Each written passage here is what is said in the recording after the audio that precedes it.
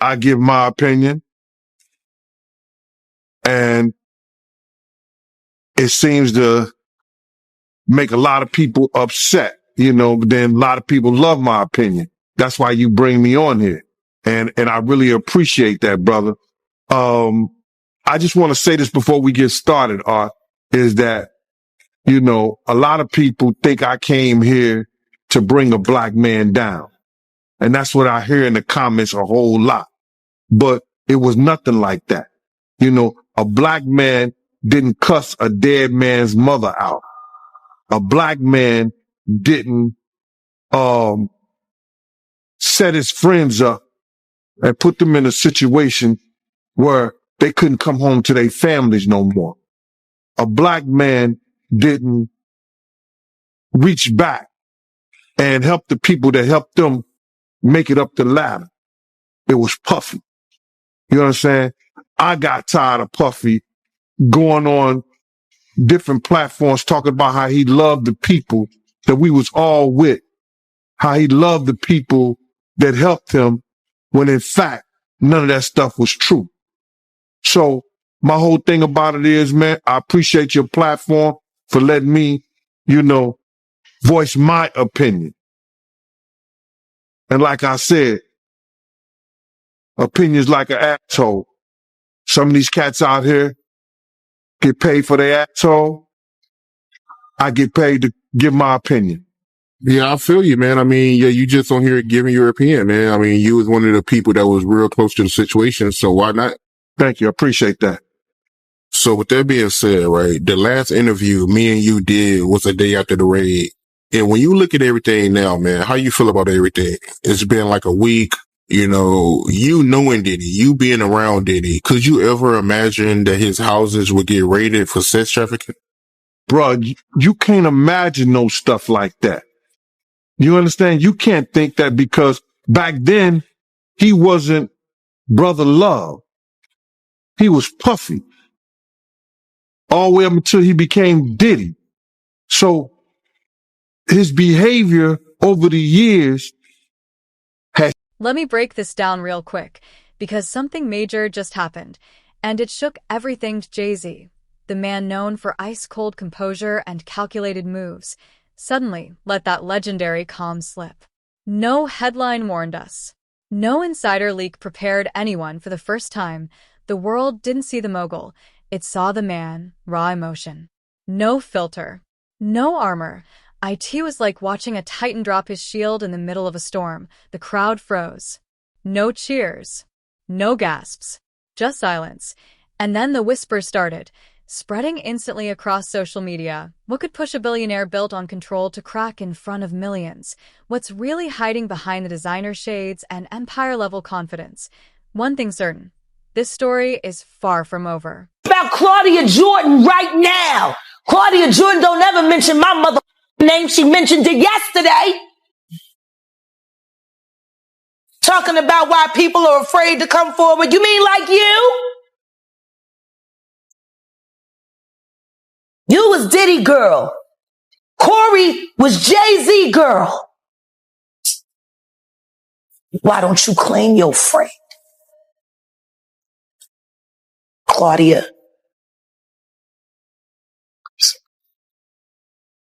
So, Jack, when you say... When I say Corey, I'm talking about Kathy White. Oh, yeah. That's what I was about to ask. Jay-Z's pregnant mistress, who died of an imaginary fucking aneurysm. Just like the woman who was best friends with Kim and Kimura, who wrote the book Bling and died as soon as it made the bestsellers list. Who the fuck was these people supposed to go to? You can't go to the boss because the boss is fucking you.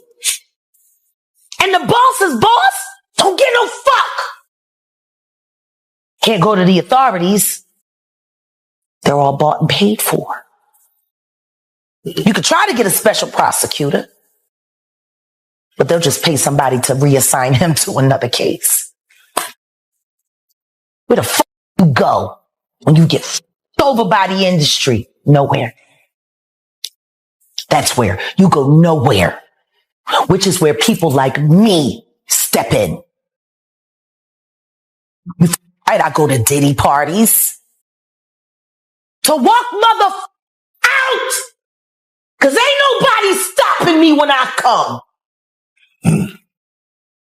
So let me ask you, because I look at Gabriel Union, and when you mention things like Jay-Z's time is coming for him, then I look at Beyonce, and I say that women do have that country album, and any of you that buy that shit, stupid as shit. You don't give it no trap music with goddamn a holster and a. And that energy didn't come out of nowhere. This wasn't just a bad day. It felt like years of pressure finally exploding. The streets are buzzing, asking what's really going on with Jay-Z, because growing up in the Marcy projects doesn't disappear with fame. Those scars don't fade just because the checks get bigger. The grind, the hunger, the need to dominate an industry that eats its own. Add the weight of marriage, legacy, spotlight, and silence, and it all stacks quietly. That infamous elevator moment with Solange. People thought that was the explosion. In reality, it was just a warning tremor. Whatever Jay-Z has been holding down for decades this time, it's breaking through the surface. That is new in the Diddy lawsuit, and the new allegations are just coming out this evening. Jay-Z is being accused of a minor along with Diddy. 2007, Jay-Z and Diddy had been friends for a while, and at a performance at Screamfest, Diddy could be seen smacking Jay's butt a couple of times. Now, I personally don't think this holds that much weight in these theories like some other people do. Lots of friends tend to joke with each other like this, but to be fair, Diddy has been a little bit liberal in some of his jokes. However, 50 Cent took this as an opportunity, as he always does, to clown on the two. It's hard to say how good of friends Diddy and Jay-Z are, but they have been seen together hanging out over the years plenty, so it's safe to assume they're at the very least. Now let's shift the focus to Queen Bey, because being married to music royalty may look like a fairy tale, but it's anything but easy. Living in Beyoncé's orbit means wearing a crown inside a storm. Perfection is expected. Vulnerability is forbidden. Behind the flawless performances, designer gowns, and billion-dollar empire are 3 kids, endless expectations, and cameras that never stop watching. This isn't just a marriage. It's a public balancing act on the world's biggest stage. Maybe what the world witnessed wasn't Jay-Z breaking down, but finally releasing years of pressure he's carried in silence. Stand by your man. Don't act like you don't know that. Remake that. Stand by that. That's a real country hit. Jolene, nice. But it has a ring to it. Stand by your man. Yeah. Whoops you and disrespects you with other like Kathy Coriana White. All right, well, let's do it like this. Who was actually carrying his baby while you was faking it.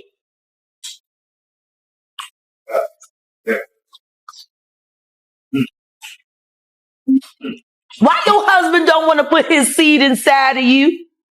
He put it in everybody else?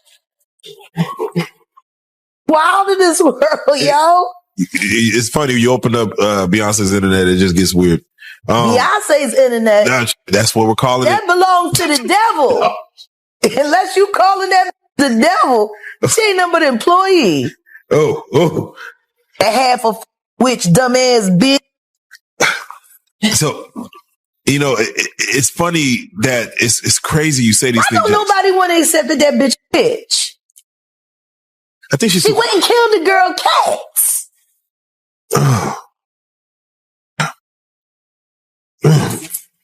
Okay. A girl went to court and charged her with extreme witchcraft. She was hypnotized. She was drugged. Beyonce came and she was in there eating on her and while she was asleep. Snacking on his bitch, killing people, cats. And guess what? They wouldn't give her a restraining order. They just told her to stay away from Beyonce and work for somebody else. Guess what? She's having a hard time finding work too. Which is interesting because she's a brilliant musician. And she was trained at the esteemed Berklee College of Music. handpicked by my very good friend, Terry Lynn Carrington, Dr. Terry Lynn Carrington, who put together Beyonce's entire female band, which was Matthew Knowles' idea because he couldn't get Beyonce to stop people. Guess you didn't know your daughter well enough. And maybe, just maybe, this wasn't a collapse at all. IT was a reset. Sometimes you have to hit the lowest point to find clarity again. Those iconic designer shades aren't just fashion.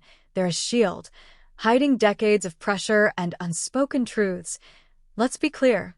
This is not the downfall of Jay-Z. It's the pivot. Every empire shakes before it rebuilds stronger.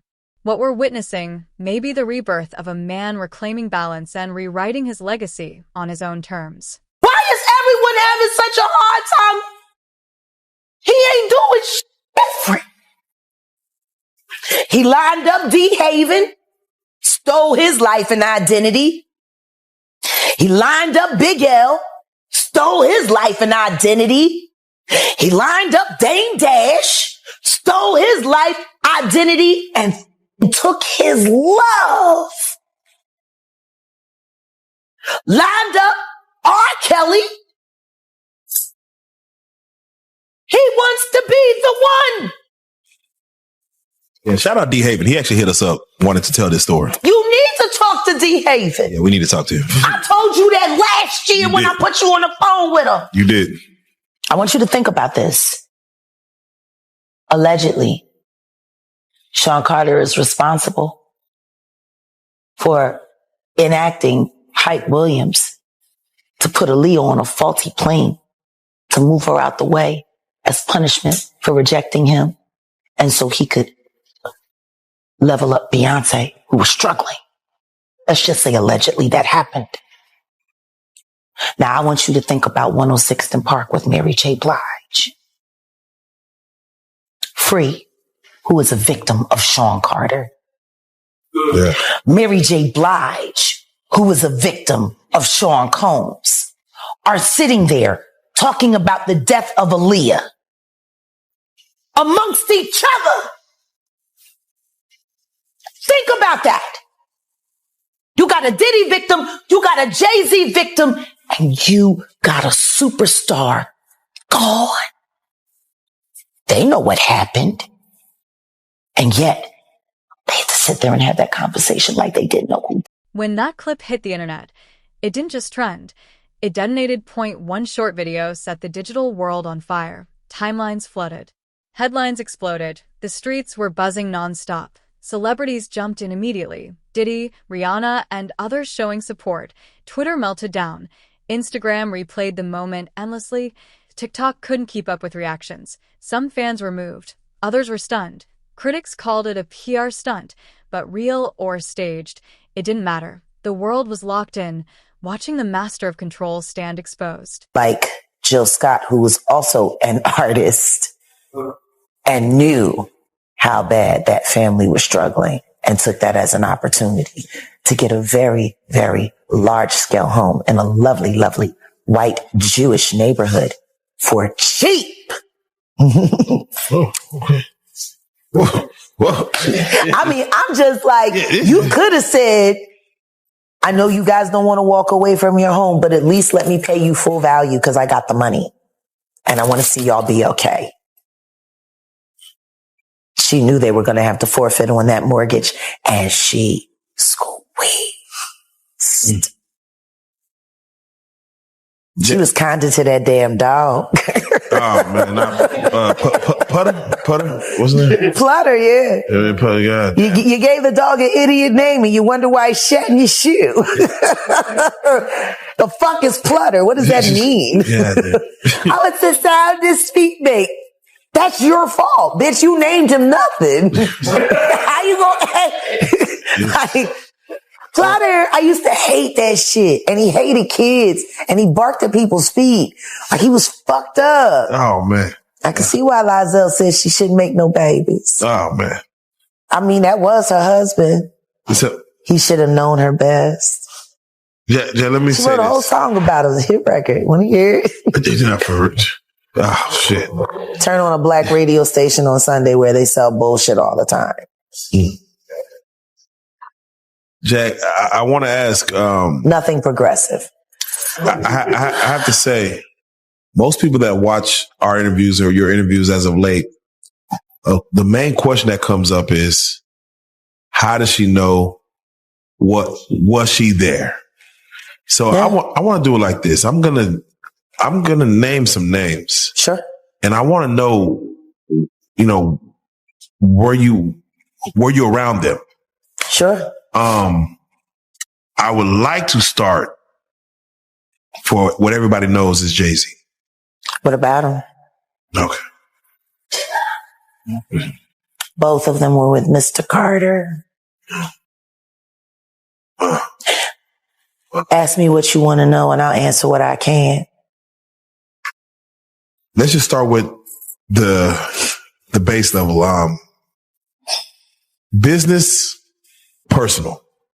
Both. Both. And spiritual. And spiritual. And spiritual. Okay. We believe in the same power. We don't believe in appropriating it the same way. Can I ask you this? For you, did you find joy in the business or pleasure? And when you answer that, I'm going to flip it on him. Do you feel he found joy in the business or pleasure part of that?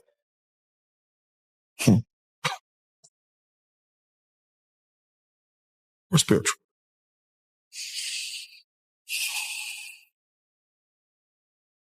He is the most shameful thing I've ever done. There is nothing that I experienced with that person that has not inspired shame except for Unplugged. That was the purest moment. For me, it was all done in love for music, love for all that was there, love for the culture. I hate the fact that we did it all for a culture vulture. For someone who never truly had the capacity to appreciate that moment in time, to steal it from the masses, to hide it, to cloak it. I put it up on Philadelphia last year when we launched. You know how many people came to the network to see that show that they never got to see? You know what's great about this year? I still got the footage. There you go. There you go. And in 1 week, Jay-Z Unplugged, the actual whole concert from beginning to end will be viewed and able to be viewed on realjack.com. Come and see the history. Come and see the power of that moment, the amazing things that we did with our bodies and our minds and our spirits. There was not one person. You'd expect Jay-Z's camp to shut it all down fast, flip the narrative, regain control. Instead, we got the same tired line, personal matters. Please respect our privacy. And no one bought it. Meanwhile, the industry caught fire. Even Kanye, yes, that Kanye, showed support. For a rare moment, hip-hop paused, united behind one of its own. We've always seen Jay-Z as untouchable. Now we're watching him unravel in real time. IT feels cinematic, like watching Superman lose his cape. Jay. Okay. That's why it's Fuck Rock Nation. Hey. Wow. I'm going to tell everybody about Big L, Sean. Big L? I would just rather do it on the stand, Sean. Please sue me. I want to go to court. And I want to talk about Big L on the stand. Wow. What's your thoughts about Dame Dash? Dame Dash got fucked over by somebody who was supposed to be his friend. So this Big L is associated. Big L is the one that put Jay-Z on.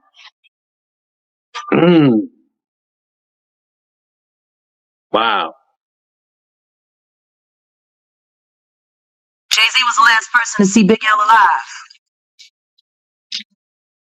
Wait, so this Big L person is not living on this earth no more? He's been dead for years. His death made it possible for reasonable doubt to live. Whoa. See how good I keep secrets, Sean? We're living in a time where truth cuts deeper than perfection. And maybe Jay-Z's so-called breakdown is exactly what the world needed. This is a man who's survived decades of pressure, scandals, and expectation. Yet this moment feels different, more human, more revealing. This isn't the fall that ends a legacy. It's the fall that resets it. Something big is brewing behind the curtain. And when it breaks, it won't just make headlines. It'll shake the culture itself. The talk shows with Oprah that we went through and Dr. Phil and stuff like that, even Ricky Lake and all of that, we realized that it wasn't so cool messing with the underage young ladies. I never had an attraction for someone younger. I always looked and had an attraction for older women, so I probably didn't have that problem. But then everybody that I fucked with did. Everybody. All of them. No names mentioned yet. But I'm going to expose somebody that we all forget about. Y'all see this picture of Jay-Z with Aaliyah when she was underage? Y'all forgot about Jay, huh? We only know about Damon Dash messing with Aaliyah and R. Kelly. But that ain't the only one that Jay had when she was underage. Yeah, remember Fox Brown and Jay. Ain't no woman like the one I got. No one could love you better. Before that song came out, we used to hear it. I used to tell shit. I was like, woo, that shit. Him and Mystical, those were two songs that were hot. That it took like a year before it got, well, I'll say to the West Coast. I don't know if they were beating it up on the East Coast. But on the West Coast, it took like a year before those songs came out. And then Nelly's song with the Link St. Louis ticks. But I'm just saying all that to say, Foxy was young then as well. And so, all of these, the guys and the underage young ladies was running rapid in the 90s. And so,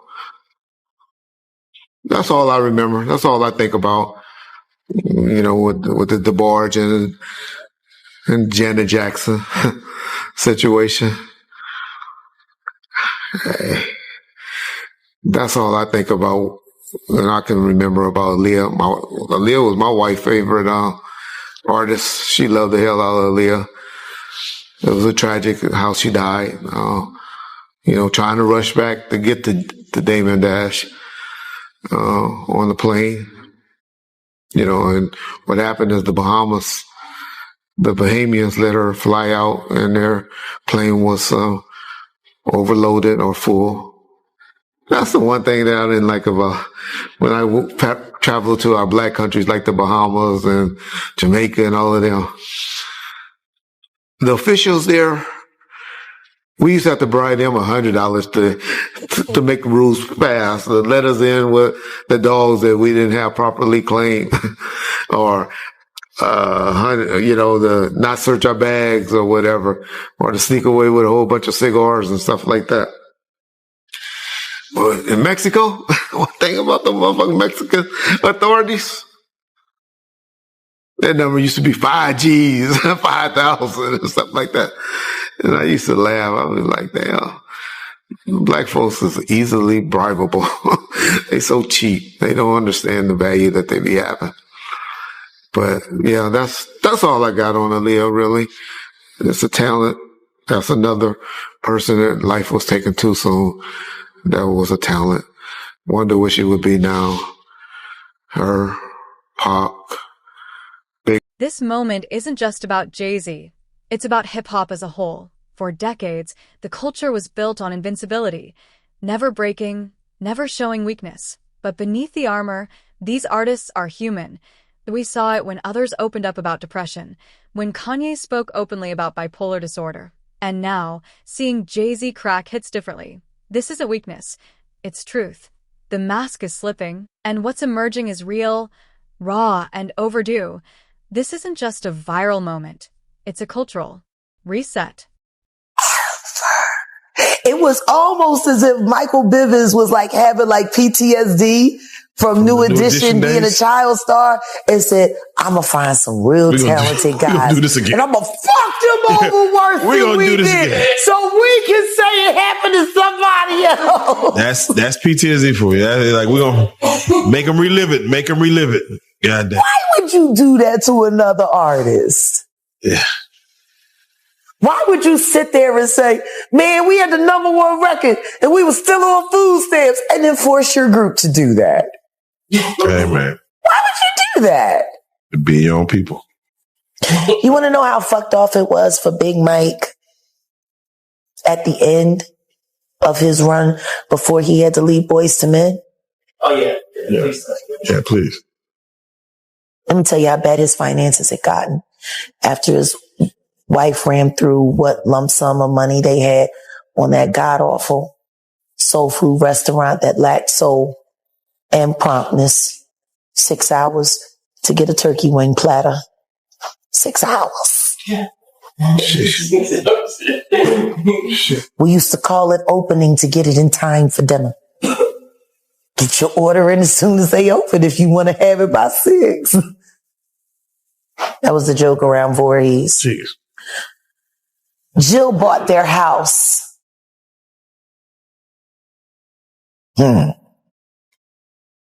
She got it cheap.